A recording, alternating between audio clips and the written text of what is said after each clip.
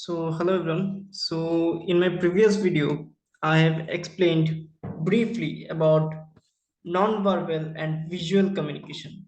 So here in this video, I will explain you the detailed explanation of non-verbal communication. As I have said in my previous video that I'll be explaining I'll be explaining non-verbal communication in detail. So today I'll start it. So if I say non-verbal communication, so broadly, let me read it out. That body language. First of all, it comes body language. So broadly speaking, your body language comprises of the three following components. First of all, it is eye contact. It is a direct and powerful tool of communication. The way in which we look at someone often reveals our feelings towards them at the moment. That means it is a direct and powerful tool. When we speak to someone or when we interact with someone, our eye contact is one of the main tools through which it reveals our feelings towards that particular person. Here this has been said. And one example is given that we tend to look at something at length if we like it, but turn our gaze away quickly if it doesn't appeal to us. Nothing builds trust rapport with a person as effectively as eye contact. This line means this nothing to eye contact. It indicates that nothing builds trust and rapport with a person as effectively as eye contact. That means apart from eye contact, there is nothing which can reveals or which can or which can you know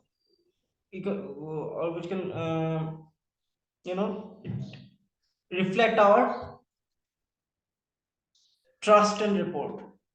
So eye contact is one of the main eye contact is one of the main components for body language. Okay, when we will go to an interview, our eye contact has to be straightforward to that particular person opposite to us. So suppose if there is an interviewer. Hmm. Suppose I am the interviewer and here is the teacher. So my eye has to be directly contacted to to that person's eye. Okay, so which will be very much effective throughout the interview, and the person which is sitting opposite to me, the teacher, will be happy, will be satisfied for me while interacting. So this is the thing. Then the use of eye contact varies significantly from place to place. For example, in villages and small towns, looking into the eyes of an elder person is considered rude. In villages and small towns, this is a misconception. Here it has been said that in villages and small towns, looking into the eyes of an elder person is considered rude, while in cities, not looking into the eyes with others while communicating is a sign of deception. So this is the line which I am undertaking is a misconception for in villages and small towns. In villages and small towns, eye contact, looking into the eyes of an elder is considered rude. Suppose when we are talking to our elder, so we try to keep our eye contact. So they think our elder thinks that we are not respecting them. We are disrespecting them. So this is the misconception. This is a very misconception which they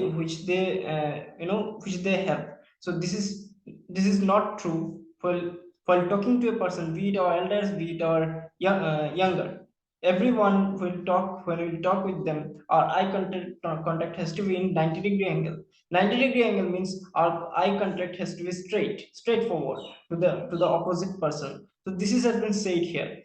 Hmm. So the line which I've underlined in red color is absolutely a misconception. While in cities, let me proceed. While in cities, not looking into the eyes with others while communicating is taken to be a sign of deception. Deception means is taken to be a sign of deception. Deception means not respecting, not deception means we are avoiding them, we are boycotting. So uh, this is a right conception then. In cities, not looking into the eyes with others while communicating is taken to be the sign of deception. So this is true. When you communicate with the person, be it our elder or be it our younger, our eye contact has to be straightforward, as I've already said. So yes, this is absolutely a sign of deception. So this is the thing. So next, number two.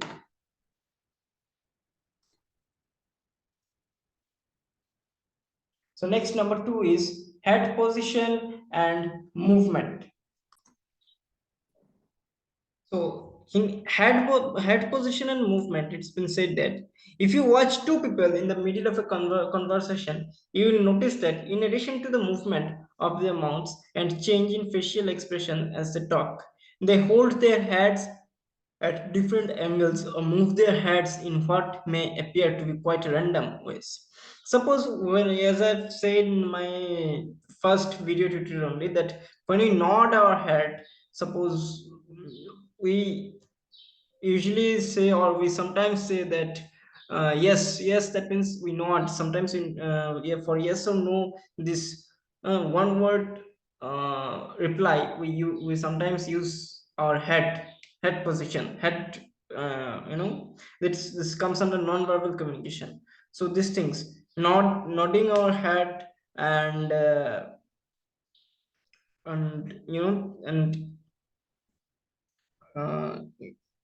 and giving signs of gesture and posture of our body are the things that comes under head position and movement.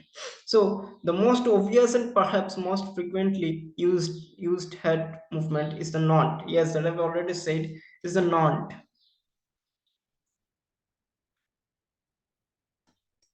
Then signifying agreement or approval. Yes, approval means that I've already said that yes or no. Yes means approval, and no means disapproval or neglected or rejected. This is the thing.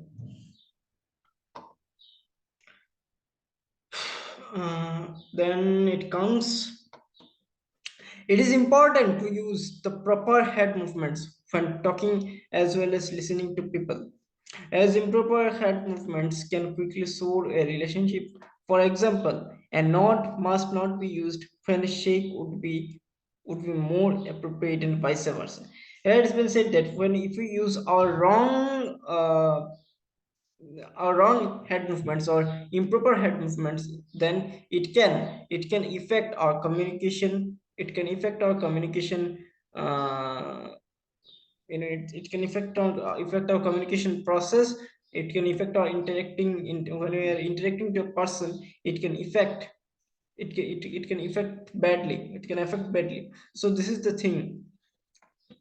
It can serve a relationship.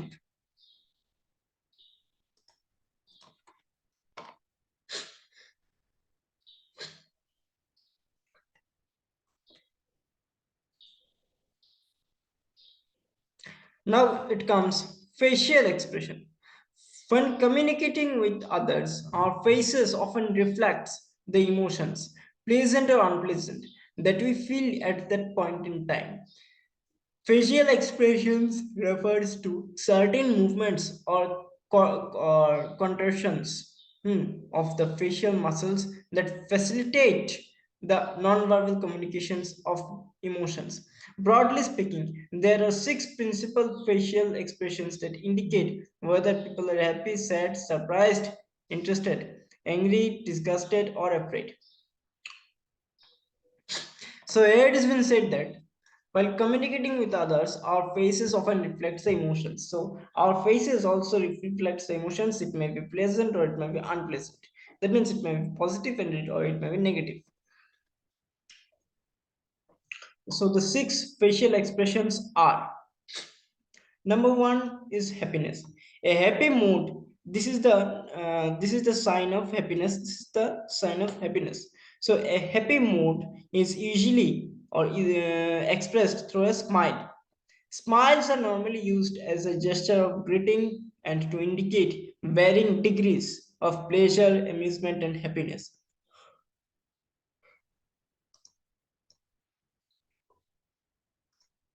Sadness. Sadness, disappointment, and depressions are usually revealed by a lack of expression and are characterized by a turning down of the corners of the mouth, a downward look, and a general sagging of the features. Sadness, it's been said that when we are sad, we give this expression. This is the expression of sadness. Number B. So when we are disappointed or when we are sad, this gives this expression, and our mouth and we feel downward. Okay, so our gestures and postures becomes downward. We don't tend to say anything at that point of time. Then, and a general sagging of the features. However, extremes of sadness may be characterized by the appearance of tears, trembling of the lips, and attempts to shield the face from view. That means when we are extremely sad, our feelings, when we are extremely sad, then tears can come out of our eyes, trembling of the lips, and sometimes we shield our face from that particular spot. Suppose one quarrel has been happened with a person, then when we are extremely sad, then we shield our face, shielding the face, that shield the face. This phrase indicate that we come out of that place, and we keep ourselves um, shield, or we keep ourselves shield at a particular place for some time. So this is the thing. A shield means we become alone for sometimes. Surprise. This is a very interesting portion. That interest is often indicated by what is called a head cock, holding the head at an angle to the subject of interest. Interest towards an object, a person, or a situation may be expressed by a wider opening of the eyes than usual, a slightly open mouth, and propping up of the chain with the fingers to show attentive listening or careful observation. So, interest, when you're surprised, we get interested. When we suppose we are interested, when we are given, suppose, birthday surprise. So when suppose it's my birthday, and a group of my friends has given me surprise. So this is about interest and surprise. So there's nothing to explain here. What is called a headcock means when we are very much happy. This is the thing. Anger. This is the sign of anger. Anger is most commonly expressed by a steady gaze at the source of offense. Frowning and scowling, or a clenching of the teeth. However, the expression of anger varies from individual to individual.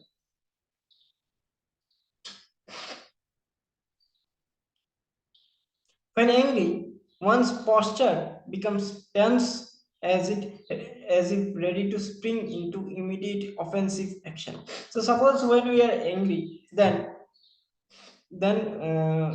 we are angry because of a because of a particular reason.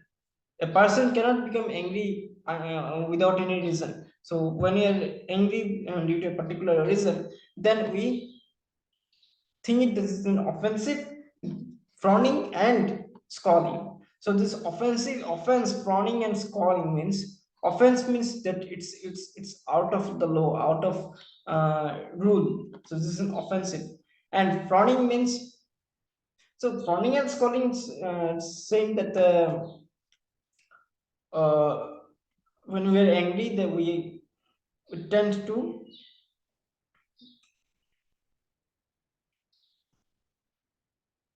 we tend to uh, you know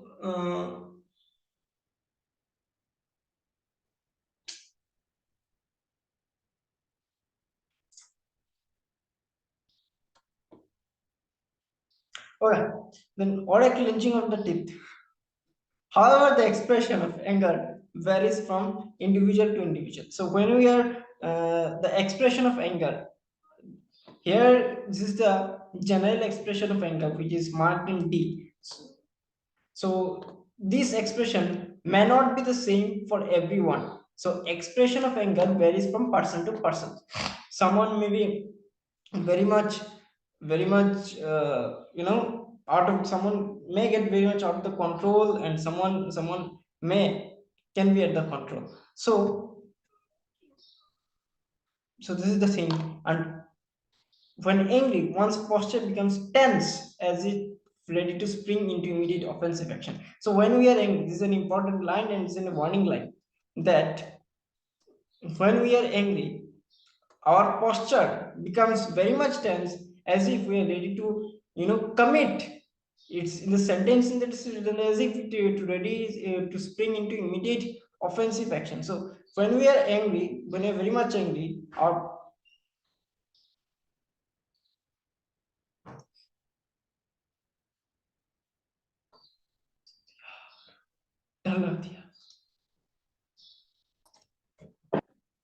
yeah, what I was saying that when we are angry, so our emotion becomes that much out of control sometimes that we tend to, or we commit, or we tend to commit something which may become very much offensive action, and it can be destructive. So this is the thing. Then disgust means disgusting. Disgust and contempt are shown by a narrowing of the eyes and a grimacing mouth, which becomes more evident with increasing intensity of feelings. Here the nose will also probably be wrinkled and the head turned aside to avoid having to look at the cause of the reaction. The number of fear. So this is the sign of fear. So fear may be expressed by eyes wide open, an open mouth, and a general trembling, which affects the face as much as the rest of the body. There may also be signs of there may also be signs of perspiration and paleness. Apart from the above mentioned facts, body language also comprises voluntary or involuntary movement of parts of the body such as hands, feet, legs, and shoulders, leading to the expression of feelings such as nervousness, excitement, and anxiety. Now we'll see about defined body gesture and movements. Different body gesture and movements is said that body movement is a powerful way for humans to communicate non-verbally. It expresses moods and emotions that either affirms or contradicts what is being said. Some of the most common body movements are as follows: shoulder shrug. The most common shoulder movement is the shrug, which usually conveys the message I don't know, I don't care, I am doubtful, or what can I do? It consists of an up and down movement. It consists of an up and down movement of both shoulders and may be accompanied by appropriate facial expressions and head movements. A single shoulder shrug usually means take your hand off from off my arm or shoulder or leave me alone. Then palm rub. By rubbing palms together, people non-verbally communicate pleasurable anticipation. The speed at which a person rubs his palms, the speed at which a person rubs his palms together indicates how positive the outcome of a situation will be. And who will be, or who will get benefit. However, a person who is standing at a bus terminal in freezing conditions and rubs palm together briskly does not necessarily do so in expectation of a bus. It is done because the person's hands are cold. Thumb display. Normally, thumbs protrude from people's pockets, sometimes from the back pockets in a secretive manner in order to try and hide the person's dominating attitude. Dominant or aggressive people also use this gesture. Okay.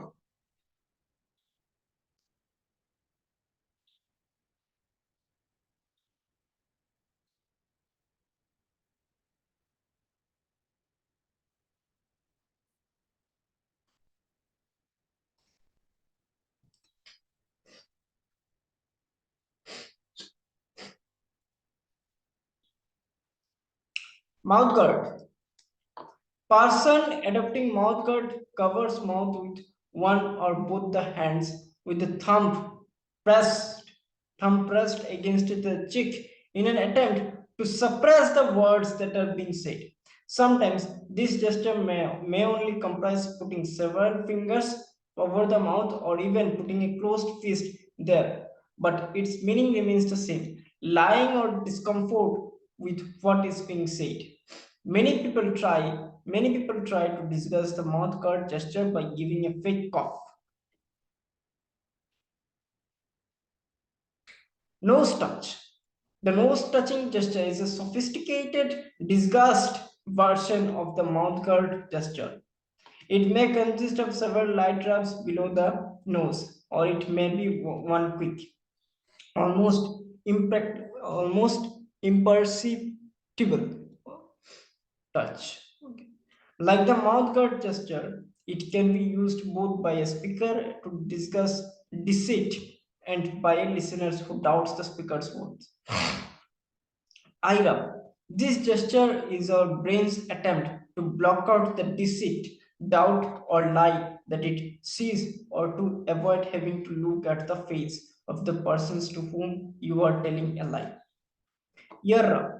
This is the sophisticated adult version of the hands over both ear gesture used by the young child. Other variations of the ear rub gestures include rubbing the back of the ear, the finger drill, while the fingertip is screwed back and forth inside the ear. Pulling the earlobe or blending the entire ear forward to cover the ear hole. This gesture is a signal that the person has hard cough or is hard enough or may want to speak. Neck scratch. In this body movement, the index finger of the writing hand scratches below the earlobe or may even scratch the side of the neck. This gesture is a signal of doubt or even uncertainty. And this characteristics of the person who says, "I'm not sure, I agree." It is very noticeable when the verbal language contradicts it. For example, when the person says something like, "I can understand how you feel." Number nine, fingers in the mouth. Sometimes when a person is under pressure, she puts his or her fingers in his or her mouth. The hand to mouth gesture involves lying or deception.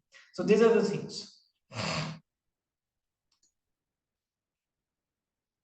Now let us see the summary, what we have learned.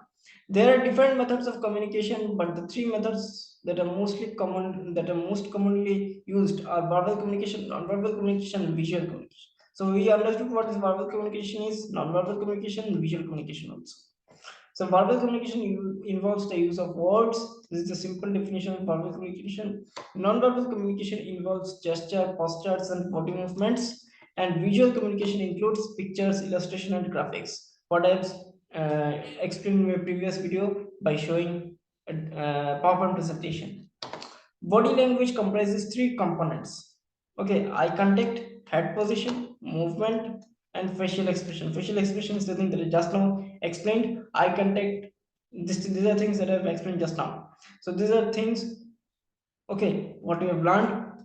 So in my next video, let me keep this class for today up to this much only. And in my next video, I will be I'll be giving the answers or I'll be explaining the answers of self-assessment. Okay, some questions are there, multiple test questions are also there. Okay, these activities and practical work for chapter communication skills not required. Okay, For chapter communication skills, activities and practical works are not required. We'll discuss about B. This is answer the following question and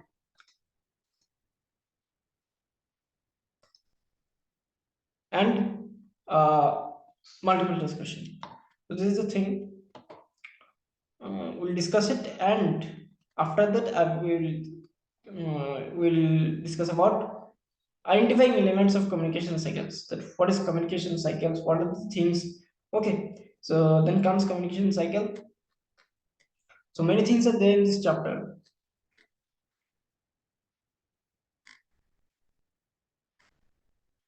Okay. So some things are left. So I'm planning to do another thing, that for this question and answers, I have already said in my previous video that I'll be giving the question and answer. This question and answers of these questions are already there with me. So I am planning to implement one app, to share the question and answers with you people. Okay. As soon as I implement the app, I'll be sharing you the code of the app so that you can join in this app and you can access the notes. So thank you.